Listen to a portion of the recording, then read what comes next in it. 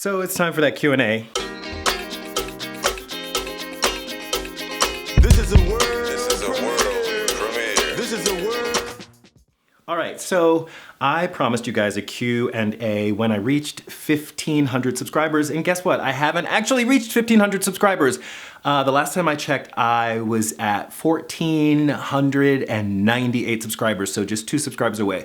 So I imagine even maybe by the time a lot of you are seeing this, it may be at 1,500 subscribers. If it's not at 1,500 subscribers, you guys are just going to have to forgive me. All right, let's jump right in. The first question is from Mad Blender.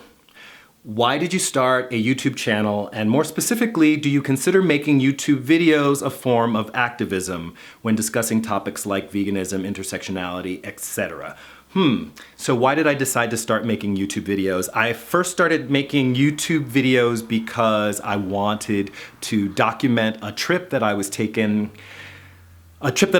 to Mexico City, and I just wanted to have some video. And so I started vlogging from Mexico, and if you go back on the channel, you will see that there are about 30 or 40 videos on Mexico from about 2010, so you should check them out. I was vegan at the time, however, I wasn't an ethical vegan. I was just a dietary vegan at the time. Part 2 of the question is, do I consider it a form of activism? I definitely consider it a form of activism because there are people who are learning about these issues for the first time through the channel, and from learning about them, my hope is that people will move into action based on what they understand now as a type of injustice. Yeah, I consider it a form of activism, and maybe we'll just leave it at that. It's definitely doing something, I feel like I'm definitely doing something that will help people think about the world in a slightly different way. And because I'm hoping to reach, a few thousand people at least, my hope is that it will have some kind of an impact, even if it's just a small impact in the world. Most of my activism, however, does happen in the real world through helping people to organize around very specific issues like police community relations, access to alternative energy sources, alternative economics, and all of those are things that I actually do in the real world as a day-to-day, and some of them I've even done professionally. So moving on to the next question. So the next question is from Sammy, the Dragon Slayer, and his brother Aron, and they've asked a lot of questions. So the questions are in this order: do you drive a car? What is your favorite color? How long did it take you to get to 1,500 subs? I'm still trying to get there. And how many hours a night do you sleep? So do I drive a car? That's easy. Yes. What is my favorite color? More complicated. I think I'm mostly moved by greens and different things in the green family, but really, really specific. But I love all colors, and you guys probably noticed that I spend a lot of, I wear a lot of different colors, so I like colors, especially bright colors. How long did it take you to get to 1,500 subs? Well, as you guys know, I'm not really there yet, and I've had a channel. If you go back and you look, you can see that I've been posting videos since 2010, but I've been actively posting, I've been an active content creator in this really sustained way for about a year now. I started in September of 2015 with a 60-day raw food challenge and have continued posting videos since then. And at the time, I had about 200 subscribers. And so in the last year, my channel has grown by about 1,300 subscribers. And then the last question from Sammy and Aron is, how long each night do you sleep? I try to most nights be in bed by 11 o'clock, and I'm usually getting up by 5 or 6 in the morning. So, what is that? 7 or 8 hours? The next question is from jessiejumpkin, and the question is, if you had to change your channel name, what would you change it to? Oh man, if I had to change the channel to something else, I'm gonna come back with that one. Oh no, I have to come up because this is a question and answer, so I have to have an answer for it. I don't know, maybe food for thought. I don't know, but that's actually a program, so I feel like that's a series, so that's really not a real channel name. Oh, I would probably call it, like, my favorite word is conscientización, which is in, Spanish, it means to, like, have your consciousness raised. So I would probably call it conscientization, something like that. Conscientization. I'd have to learn how to say it first, but once I figured out how to say it, it would be something like that. So yeah, conscientization. Yeah, that's going to be the new name of my channel. In fact, look for that. Look for that coming up. Books are my social life. That is the viewer's name. The question is, first off, congrats on the upcoming 1500. I've been watching your videos for a while and I really enjoy them. My question is, what books would you recommend to someone who is considering veganism or just great books about veganism in general? I'm going to be honest with you. I am reading right now Eternal Treblinka, which looks at the connection between other forms of violence and oppression that have been manifested throughout history from people towards people, and how that is connected to animals. And I think that that is a great book for people to understand how there is a connection between the way we treat each other and the way we treat the most vulnerable members of, the most vulnerable earthlings, and that's the animals. So right now, Eternal Treblinka, I would recommend anyone read that book. I mean, if you're just looking for things like, where to eat and stuff, I wouldn't necessarily even use a book for that. I'd go online and just see what recipes look good to me, because you don't have to spend money for that. Okay, the next question is from Crazy Old Vegan. What was your childhood like? Where did you grow up? So I grew up in Philadelphia, Pennsylvania. I grew up in a neighborhood that was probably middle class and was transitioning to a low income neighborhood. So I basically grew up in a neighborhood, for most of my life, I lived in a neighborhood that would be considered low income. It was all right. My household was a little bit jacked up. There was some issues. I had a dad who had some issues with different drugs. And my mom had some issues. I think she was probably undiagnosed manic depressive. So yeah, there was a lot of issues and there was violence in my house. But for the most part, I, had a very active fantasy life and was always able to kind of engage other young people from my neighborhood into the most elaborate games and theatrical endeavors. So I wouldn't say that I had a miserable childhood, but yeah, that's it. That's a complicated question. Thank you so much for asking that. And then I also, Jessie Jumpkin asked, tell us a happy memory of yours. Man, I have so many happy memories. Happy memories. Happy memories would be like being in Mexico, like anytime I'm traveling somewhere and meeting new people. I love learning new languages, like realizing that I could actually speak another language, which I didn't start learning one until I was 40, was really an amazing memory. There's so many things. Getting into graduate school was a really happy memory for me. So I have lots of happy memories. Reaching 1,500 subscribers is going to be a really happy memory when that happens. Anyway, so yeah. Moving back. So Anarchy Snake asked, the shops will soon be getting ready for Christmas, the big consumerist nightmare. What are your views on this? And are you mindful of the stuff you buy?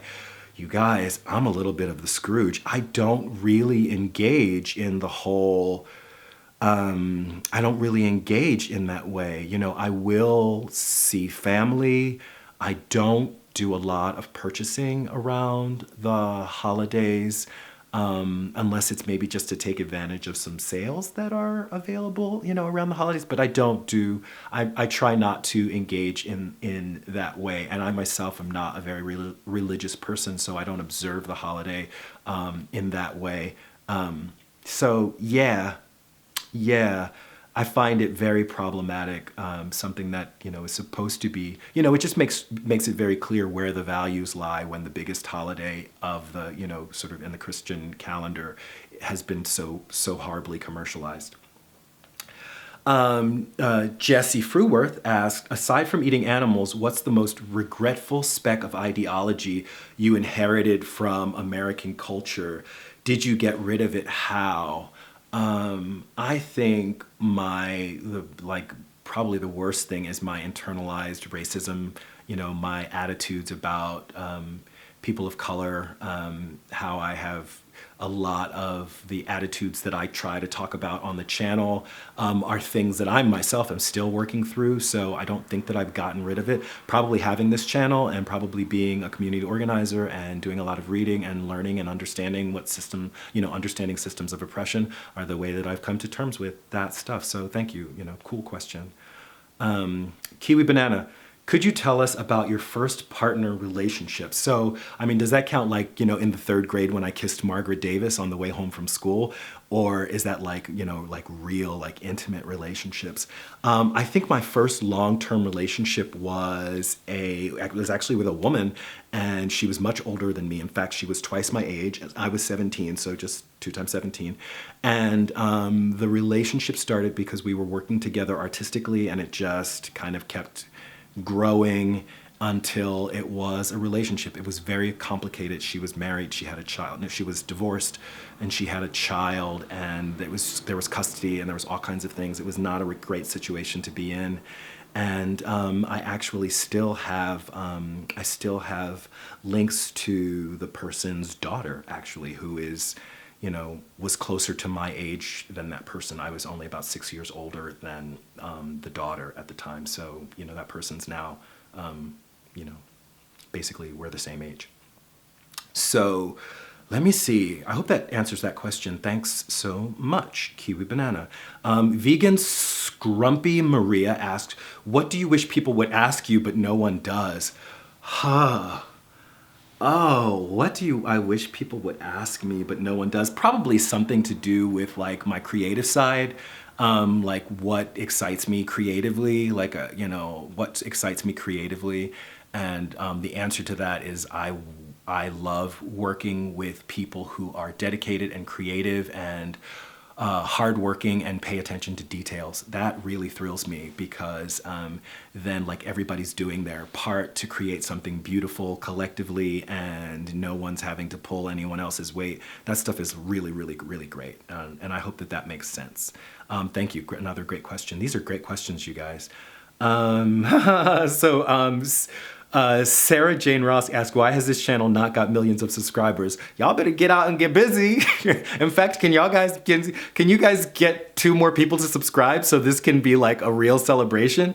Anyway, that's that. We're moving right along. We're almost through. So the last question here that I have is from Pixxis Reckoning, and it is, what is your opinion on pet ownership? Well, the word ownership is problematic. Although I still say things like her dog, her cat, his cat, their bird. And that's my whole binary thing, right? Which is another thing, Jessie, that I've adopted from the dominant culture that I'm working to get rid of, this whole binary thing, this across the board, this binary thing. Although, even binary or non-binary is another binary that I'm trying to shake. But in terms of pet ownership, I think that it's important for human beings as much as possible to create space for animals to live and be safe. And whatever that means, we should all be doing our share to create space for animals to live and be safe. And if that's creating space in your yard for the birds or the wild animals or what have you. And I know that sounds really crazy and problematic, and it's probably dangerous, and it's probably against all kinds of health codes, but this is their planet too. And this idea that we have to eradicate all of the spaces where animals can be is horrible. And then, of course, there are all of these animals that have been domesticated that need to be cared for. I definitely don't think that we should be breeding animals specifically because, like anything else, that leads to, what do we want to say, animal waste, more animals are being produced, and all the horrible things. I don't need to tell you guys, look it up. Look up, animal breeding and see what a nightmare there is there. But I do think, again, that I think it's the role of human beings to get the planet back in shape so that it is more habitable for all types of all earthlings. So that's it. That's all the questions. We probably won't be doing another one of these until I reach 2,000 subscribers. And, you know, that could happen. I don't know. But like I said, in answer to the question, why don't I have millions of subscribers? It's fine. I love the fact that I can answer all of the questions that were posted, you know, based on that call for questions. I'm glad that I can respond to all of your, you know, I can respond to all of your comments in the comment section. So it's really manageable, and I don't know what I don't know what it would be like. And I guess eventually, you know, things will just like sort of naturally seem to grow on YouTube. But yeah, I don't know what life will be like. Anyway, that's it for this video. Like it if you like it, share, comment, subscribe. This is Reg signing off. Love yourself. Peace. And I love myself. The world is a ghetto.